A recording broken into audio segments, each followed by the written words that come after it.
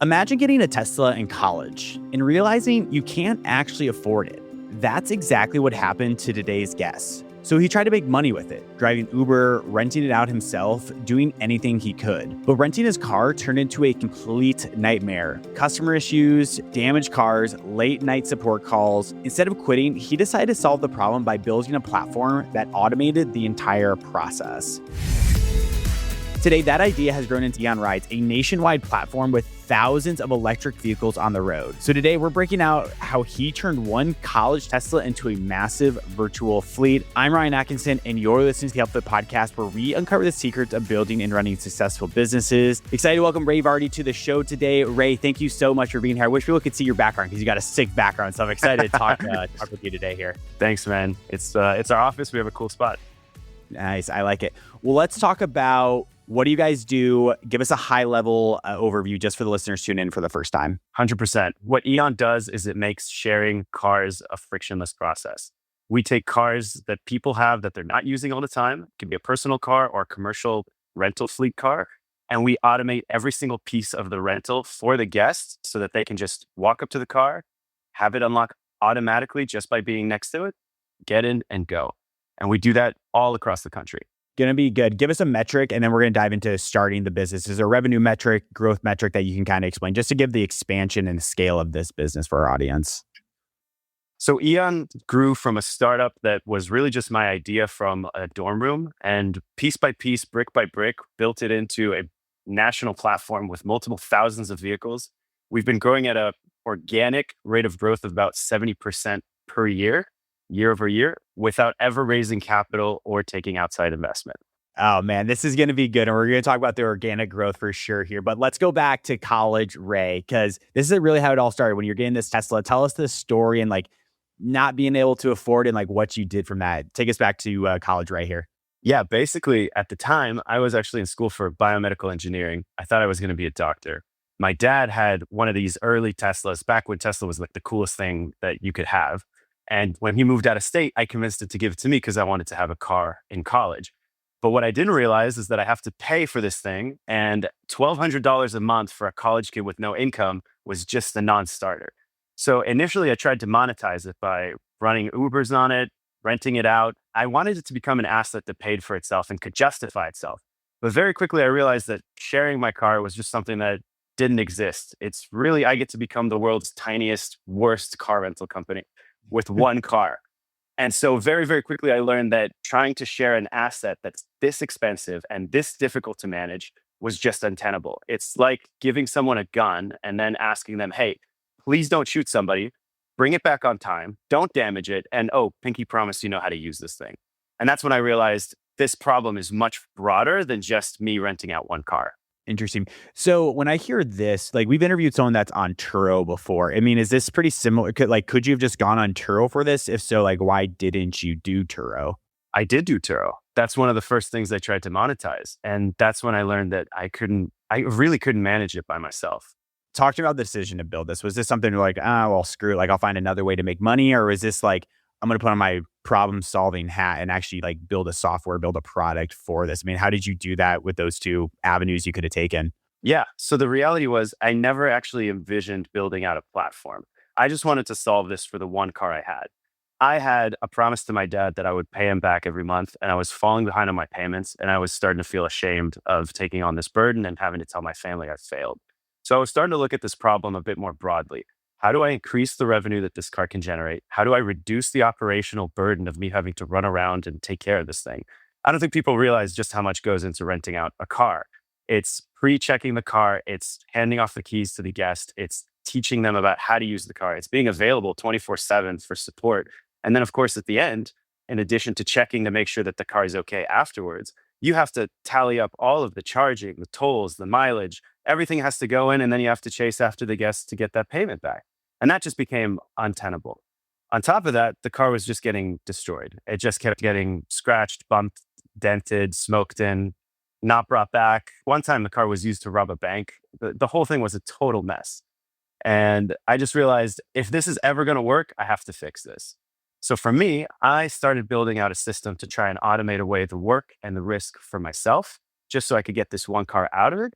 And then as I started to grow the fleet, I started that start to make sense, and the car started to bring money. I brought in a few more cars, got to about 10 cars. And then the craziest thing happened, which was other people with Teslas, with other cars in the neighborhood started asking me if I could rent out their cars too. And that's when the idea of building out a platform that fully integrates to the cars and takes care of these problems at its core became Eon. Was it like kind of a light bulb moment where people are asking you? Because I feel like from an entrepreneurship perspective, it's like one thing to build something for yourself. That's a great way to get started with like your first business. But when other people are asking to like you to do it, I feel like that had been like such a light bulb moment for you where it's like, oh, I actually have something here. Talk to us about that moment. Of course. Well, one of the craziest things is, somebody comes to you and they say, I like your product. I was trying to compete with you. Actually, instead of me competing and trying to rent my car versus your car, can we join forces? Can you do this for me instead? And that's when you realize, wait a second, my solution isn't just good for me, it's good for a lot of people. And it's something that we can actually scale and improve the overall market altogether. From the earliest version, when we were just, trying to do like one little automation just to take off a tiny bit of work to what it is right now, where if you're renting out the car as an owner on the platform and you're a guest who's using that car and you never actually talk to each other or interact or know who the other person is, was a massive light bulb moment to say, okay, this is what it could be and this is how it could help other people. One thing that comes to mind for me on this is it essentially a marketplace for people to come together? Yes, it is, but with a caveat. So basically, most marketplaces are just a connection between, the seller and the buyer, right? Supply and demand, and then you sit in the middle and you're the connector. But what we do is much more of a managed marketplace. It's something that's taken care of. What we realized is that a car is an asset that's like I said before, it's basically a weapon, right? If you let somebody who doesn't know what they're doing, give it to somebody else who doesn't know what they're doing, and you kind of tell them, hey, you guys go figure it out, you're going to have disasters that happen. This is one of the riskiest industries for any assets, right? The difference between renting out your house on Airbnb and renting out your car is that no one can take your house to Mexico or use it to kill somebody, right? Whereas with your car, that thing's gone. You'll never see it again. And so when you're trying to figure out how to do that, we realized that the approach of instead of letting people who don't know what they're doing try to figure it out, automate the process, make it happen fully seamlessly so that they're not even involved in the process. Control it from start to finish so that you can give the guest a better experience and you can give the owner what they want, which is, monetizing their assets, being as little involved as possible. So with the guest and owner portion of that, and thank you for the clarification, I'm curious, like, how do you go about getting people on for the supply, but also like the demand aspect as well? Can you talk about that? Because I feel like if you're building something like that, like that's a challenge. You have to kind of get it from both ends. So how did you guys go about that in the early days? Sure. So two things, right? One is that demand became a much easier prospect because we just offered a much better experience than was on the market. And I know every founder says that. The difference from when let's say you're in Austin, you come visit me in New York, you land, right? And now you have to go through the airport and stand in a rental car line for 45 minutes, just to get out of there. As opposed to you get off the flight, you go to the parking lot, your phone is already connected, already set up. You just walk up to the car and you go. And you're actually on your way, not in 45 minutes, but 45 seconds.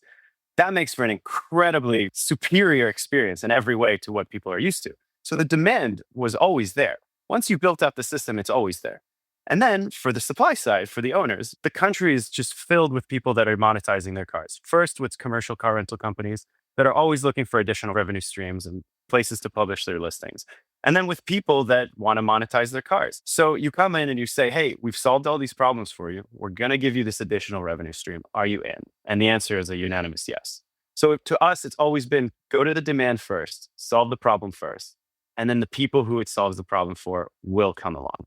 That's a really good takeaway, listeners. I would encourage you to rewind that, and that's a good right there. Are you working a 9-to-5 but dream of entrepreneurial freedom? Look no further than the Upflip Academy, the #1 entrepreneurial platform with 20 plus step-by-step courses taught by active business owners, live workshops, hands-on skill training, a business idea database, and a thriving entrepreneur community to keep you accountable. Click the link in the description below to join the Upflip Academy today and make this the year you stopped dreaming and started building your business without guesswork.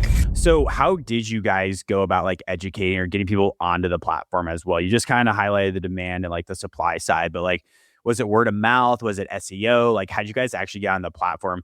And I love that you're on here right now because with all the tools out there, like Claude Code, for example, like people can build platforms really quickly here, but it's one thing to actually get people on the platform. So how did you in the early days get people actually onto this platform?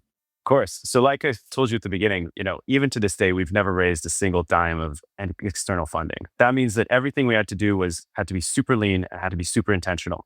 And so concurrently, we never had money to run ads. And by the way, at the time of this recording, we still have not spent a single dime in the 8 years that we've been operating on That's ads awesome. ever.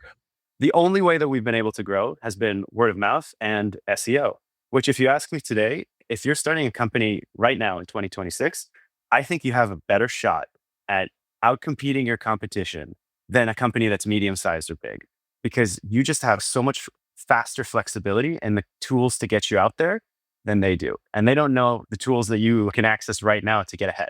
That's another good takeaway there, the faster flexibility. What are some of those tools now if someone is going to get started? I don't want to get too deep into this, but like just give us a few quick tools that you use in your everyday that if someone's listening to this right now, they're like, okay, I can use that to get ahead. What are like a few that you use in your stack? Of course. So look, when we started the company, there were no AI tools. ChatGPT wasn't a thing. Claude Code's not there. We had to kind of figure it out ourselves. We had to think, okay, how do we rank for what people are searching for and help them find us? So we had to learn the keywords, the SEO, writing quality articles, putting together landing pages. And I think that if you're a founder, you should still learn those things. The last thing you want is unmonitored AI just spitting out content and you thinking that it's going to work.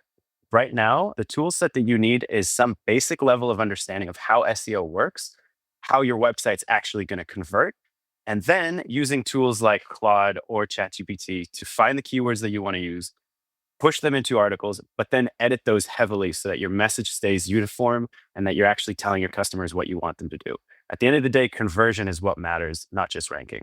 You said it earlier, like you guys are growing like crazy all through organic. So to this day, is it still, I mean, I just heard you said you haven't spent anything on ads. Is it truly like SEO that has gotten you to where you're at today? Has that been the best marketing channel for you then? Absolutely. And now today it's much more, we're starting to see like the search through AI starting to increase as well. So people are finding us by asking ChatGPT or asking Claude, what's the best car rental company? What's the best Tesla rental, EV rental that I can find? And we're just looking at those tools and saying, we think ads are dead. We think it's going to get to a place eventually where, you're going to have AI find the best solution for you. And it's going to get really, really good at that. So the challenge is to be able to explain to the audience, to, these large language models, exactly what you do so that it can be recommended correctly.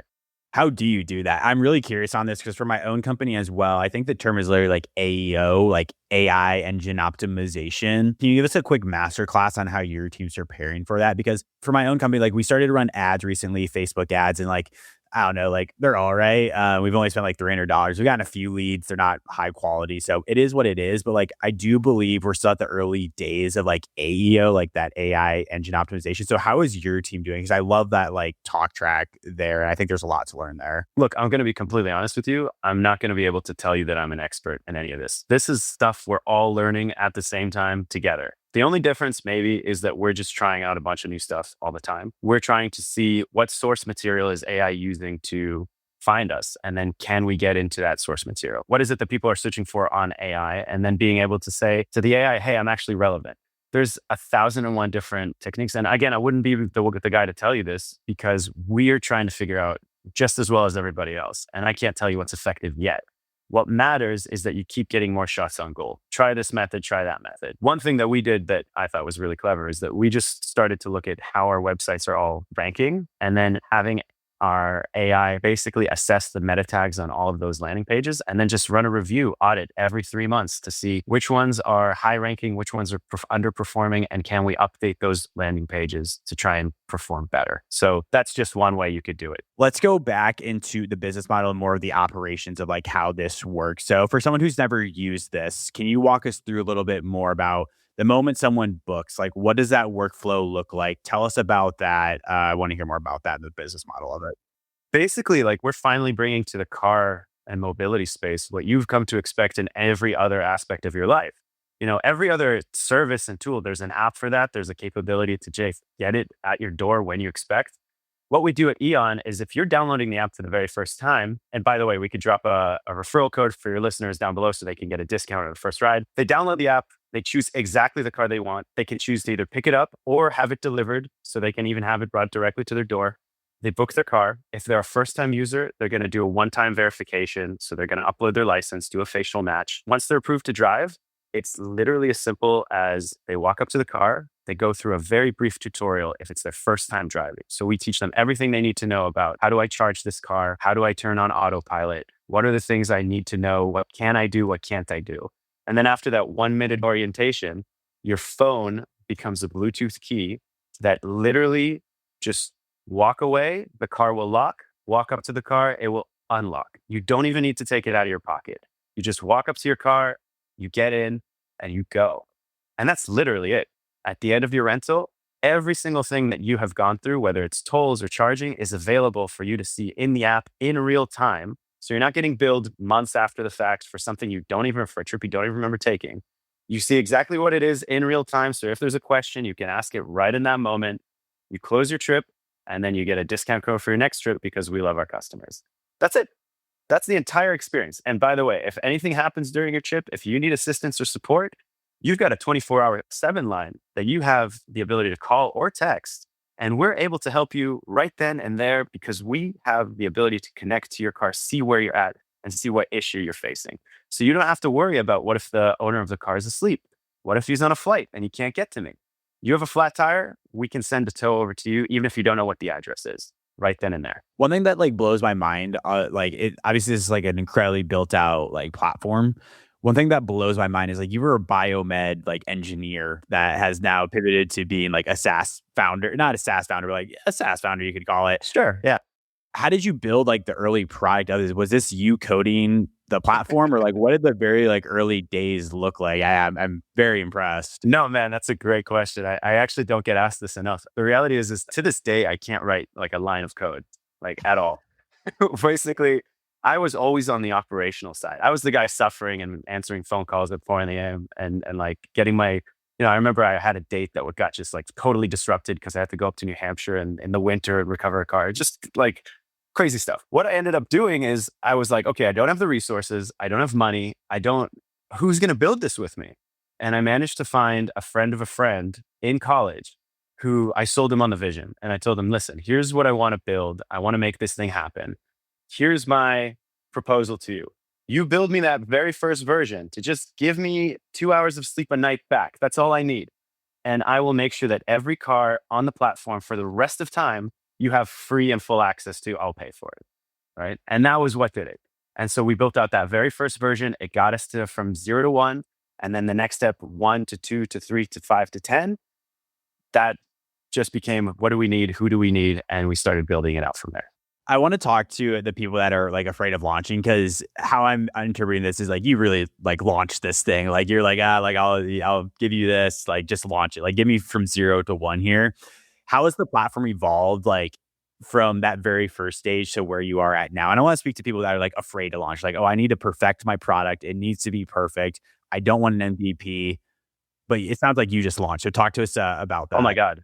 Listen, so to anybody that I can speak to directly, right? If you're afraid of launching what it is that you have, listen, there are two things that are just never going to change. This is the youngest you will ever be. Tomorrow, you're going to be older than you are today. And you will never have as much time to figure it out as you do right now. Always, always, as life goes on, you will acquire more and more responsibilities, more and more things that need to be taken care of. You'll have less time and less resources to focus on the problem. Just get out there and do it.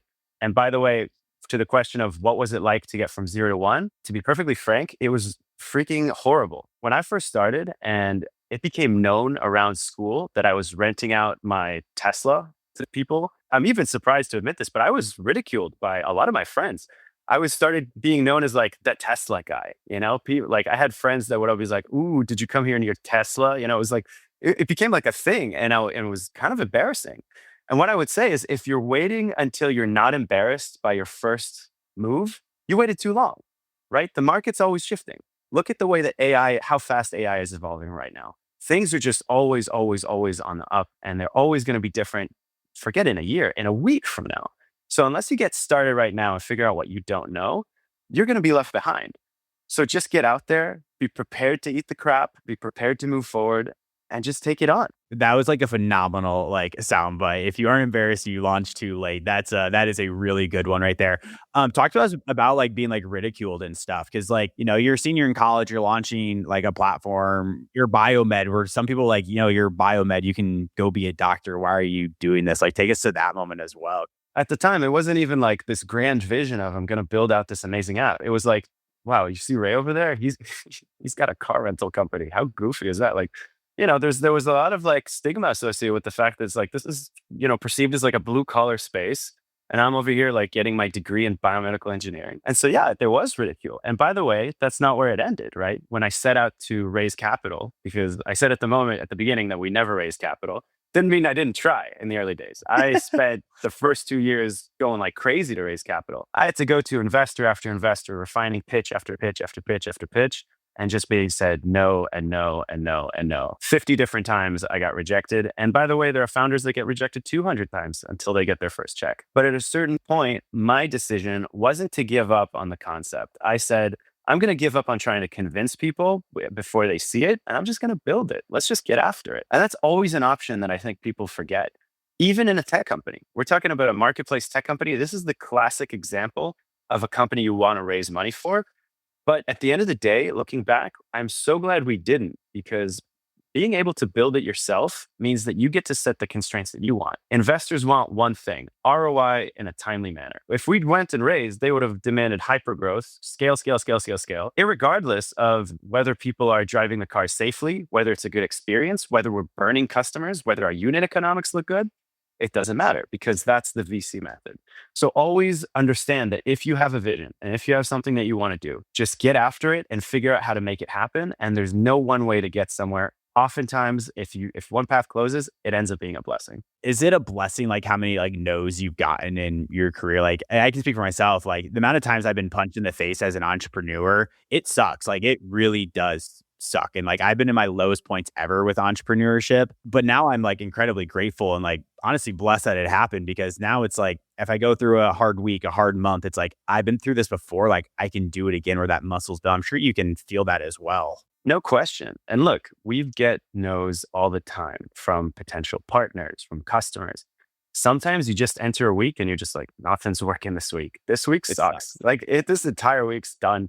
We're cooked, but that's fine. It's just part of what happens, And the nice thing is, I see it a lot with, friends, because obviously we both have friends that are outside of the entrepreneur space. And sometimes, you see, I think the biggest moments of gratitude for how often you got punched in the face earlier is when you see your friends struggling with some things, and you kind of have this little thought behind your head that's like, what are you getting worked up about, And it's because you've been punched so repetitively so that you know what is a big deal, And that's a blessing in disguise, because you're just going to suffer anyway through life. Might as well take it on early on things where you just get a little bit more resilient, and now everything just gets a lot easier. And that's just on the personal side, Yeah, it is crazy. Like entrepreneurship is a great like business vendor, just like personal development. Like you will grow so much as an entrepreneur. I want to ask a question here, because obviously you've been doing this for a few years now, and like you've been through it. You've had highs. I'm sure you've had lows. You've had a mix of bag of stuff. How have things changed since you've been like a senior in college into like your approach to entrepreneurship and like how you make decisions? Talk to us about that maturity aspect. Wow, what an incredible question. I love that question.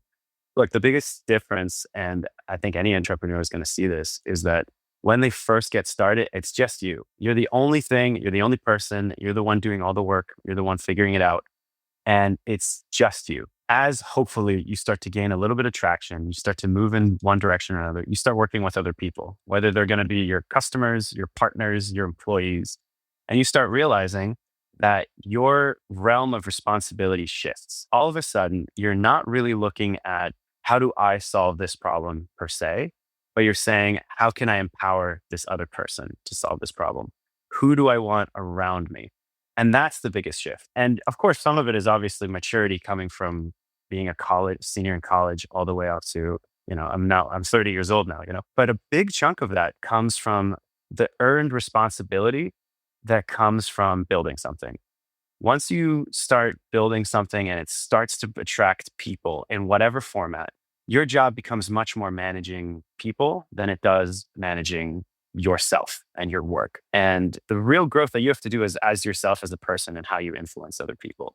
Whether that's partners, customers, or employees, your job becomes relationships much more than it ever became engineering, which is how it was for me at the beginning. Was there ever a switch where like that happened though? Or was it just like a slow, gradual decline, like to where you are now? I want to talk about that because I feel like some people have like, they think like entrepreneurship, it's like a big switch where like all of a sudden it's like, oh, like it's a wake up moment where like now I'm managing relationships of being an engineer. But like, how was it in your experience? Yeah, look, I think if you're in the entrepreneur space or you're interested in it, I don't think any of this comes as a surprise. Nothing I've said so far is going to like hit someone in the face and just be like, wow, I've never heard this before from any of the 1,000 podcasts or, news articles or success stories I've read. Like this is all stuff cognitively, right? And that's where it's like, that's why it's never really like a light bulb moment. The way that it does happen is gradually as you start to inhabit it, right? You're going to have these ideas in your head because you've heard other people, maybe us, talk about it. But once you get there, you learn to embrace it because you're actually there. You're actually confronting it. And when you get that, that gives you the confidence to get to the next step. Yeah, exactly. Yeah, it is just like crazy how much like you will develop as an entrepreneur. I think for me, like I'm in year 3 of being like a full-time entrepreneur, and like year 1 was like pretty brutal. Like I didn't know what I didn't know, quite frankly. Like I was a 24, 25-year-old that just had no idea what entrepreneurship was. Last year we like absolutely crushed it, and like to start 2026 has been like a little bit like more on a down slope of like, we're not having the crazy highs, which is fine. It's just part of entrepreneurship. But like now my mindset compared to 2024 when like it sucked compared to now, it's like now I have like a little bit more experience under my belt where I can identify the source of our problems. And like how I compare it a lot is to like a rookie quarterback in the NFL is like rookie quarterback doesn't know what they don't know, but the more years they get, just the more experience that they have to like be able to like problem solve. And like you'll always have problems, but like that maturity that you get as an entrepreneur and like the experience, I think is just like it's so gratifying to have. You hit the nail on the head. Like some of the most gratifying moments that you will have as an as an entrepreneur is to like get to those points in your life where where you look at a problem that you just solved and you go, oh wow, that problem would have been insurmountable 2 years ago. That problem would have thrown me for a loop the whole week. And now I can just be like, meh, it's just an email, something like that. And that's the addicting part of being an entrepreneur. That's the part that really gets you to keep going and keep wanting to do more. By the way, that's why, in my opinion, you look at billionaires, like massively successful entrepreneurs, and you're like, why do you keep working? Why are you like, you have everything in the world? It's because there's nothing like that feeling of earned competence that you get when you see that the problems are being solved and you can recognize in yourself that this is a problem that would have, crushed me earlier, but now I got this. That is a great way. Earned competence is the right word for that. And like, it's going back to, it's like, that's how it's that gradual improvement that you get instead of just one like massive improvement. Like, I don't even think when someone's listening to this, they won't even realize once they get to that stage, it's like, oh, like I can figure this out. But 2 years ago, there's no chance I would be able to figure it out. It's just a whole different ballgame when you get the experience. And that's the last thing that I would like just say to anybody who's on this journey, like just enjoy it. Just celebrate it. Like the best parts of my day are not when we see the revenue number up at the top of the screen. It's when I can have when we have like a joke in the office with teammates that we put together with a product that we're having a good time. And we could just say like, oh my God, hey, here we are, we're doing this. This is something we actually enjoy doing.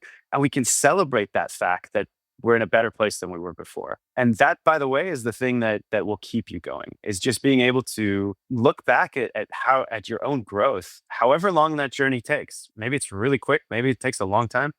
Doesn't matter. Because if you're an entrepreneur, you're on a trajectory and a growth pattern that you honestly can't get anywhere else. Like it just doesn't happen. You're confronted with reality in like the most stark way. You have to contend with that. And that's so addicting. A question that comes to mind for me is you just said like some people will get there quicker, some people will get it longer.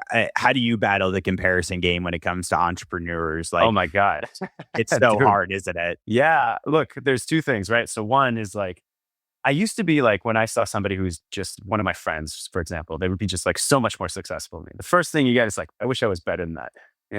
I'm right there with you, man. Maybe I was in the wrong space. That's all noise. At the end of the day, like you don't know what their life is like. You don't know what they sacrificed to be there. You don't know what kind of random chance they managed to stumble into. You don't know what their home life is like, and you don't know what their insecurities are. Everybody's got a different thing that they wish, that they're looking at you and saying, I wish I had that. And to even start playing that game is just a completely asymmetrical game. The other thing that you kind of realize is like, look, the average time in the space for being an entrepreneur from founding to exit, like investors are looking at like 3-4 years, that's what they want. Right. So people talk to me and they're like, oh, how long has Eon been around? I'm like, oh, the company's 8 years old. They're like, what is wrong with you? Like what's going on? So yeah, there's the comparison game of being like, wow, we should be maybe a lot bigger, a lot faster. We should do this. We should do that.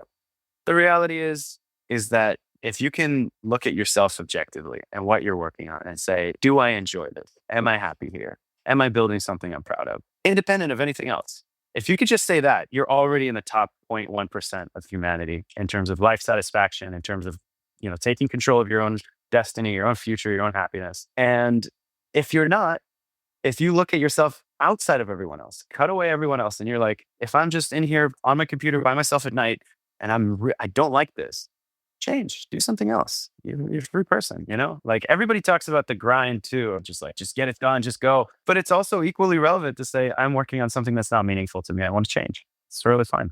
Yeah, it's a tough balance because like a lot of times like someone like I'll talk to someone like I have a friend, he's just started his like own agency. I've been doing this for like 3 years. He's like, oh my God, like he's like honestly like a role model. Like you do like such good work. Like it's like I always get such great advice from you. And it's like, okay, cool. But like a part of me has like that imposter syndrome or like comparison where it's like, well, there's also a 28-year-old, 29-year-old Michael Dell's son raising $1 billion at base. And he's 2 years older. So it's just like, well, he's just so much more successful. So, and he hasn't even put together a pitch deck just by his name alone. They get, it's like, you're like, what?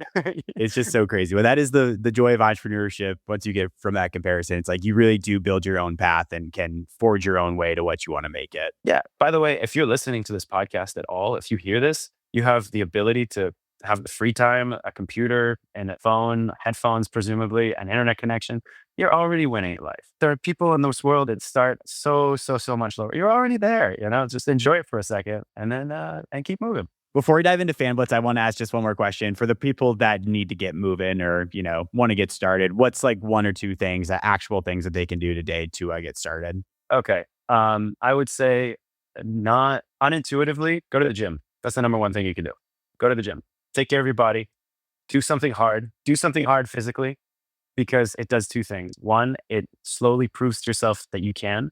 Every single time you lift the weight and you push past what you thought you could, you're proving to yourself that you're someone who can, who succeeds, who solves problems, who pushes through. That's number one. The second thing it does is that you do not even understand the level of mental clarity, calmness, and a sense of wanting to get things done that consistently working out gives you. It's not about your body. It's not about the reps. It's about your mindset and the way that it prepares you to solve problems.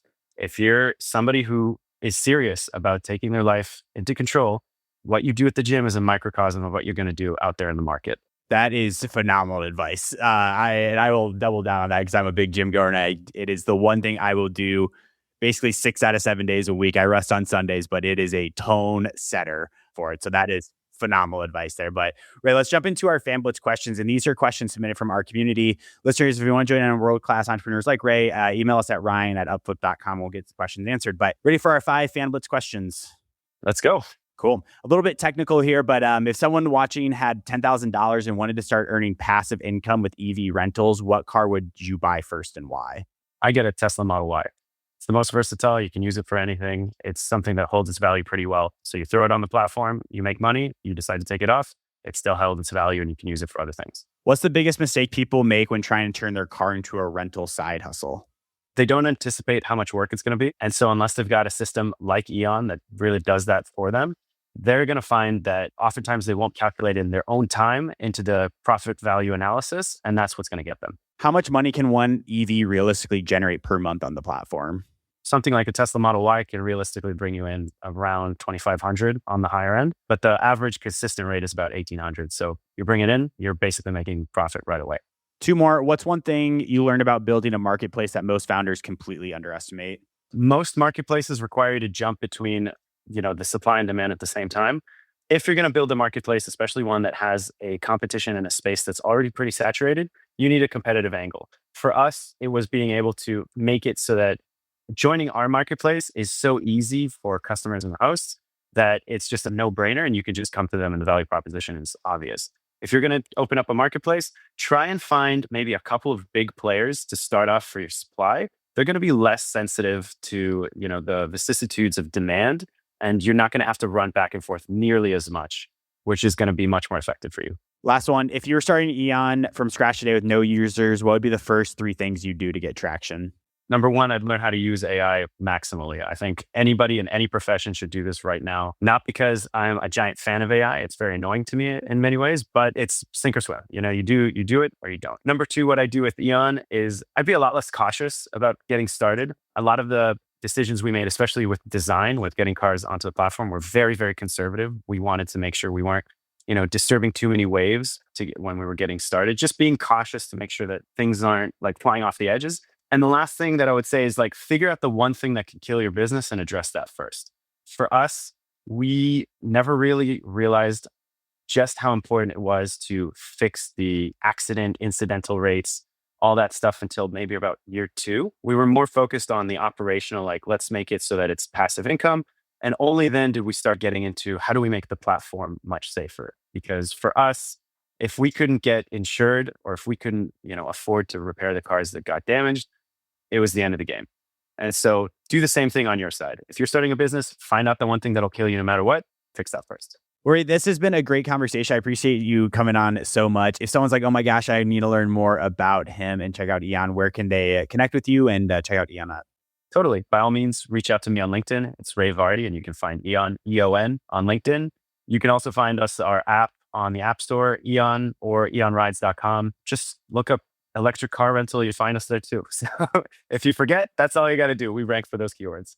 Everyone, that was an amazing episode with Ray. Few takeaways for you. Number one, if you're thinking about launching, just get it out there. Just get it going. He had a great soundbite. If you aren't embarrassed by the first product you put out, you waited too long. Number two, get demand, then supply will come. If you guys have crazy people that are crazy about your platform, the supply will come. So think about that if you're doing a marketplace. And then the third one, rewind his strategy about EEO. I know it's only a short part of the episode, but I think there's a ton of advice there for someone that's trying to get started with a business. And AEO is such a hot topic right now. So I would highly encourage that. Great episode here with Ray. If you guys are enjoying this podcast, please give us a 5-star rating wherever you get your podcast. It helps us get more amazing entrepreneurs on the show. And we'll see you next week. Ray, thank you so much for being here today.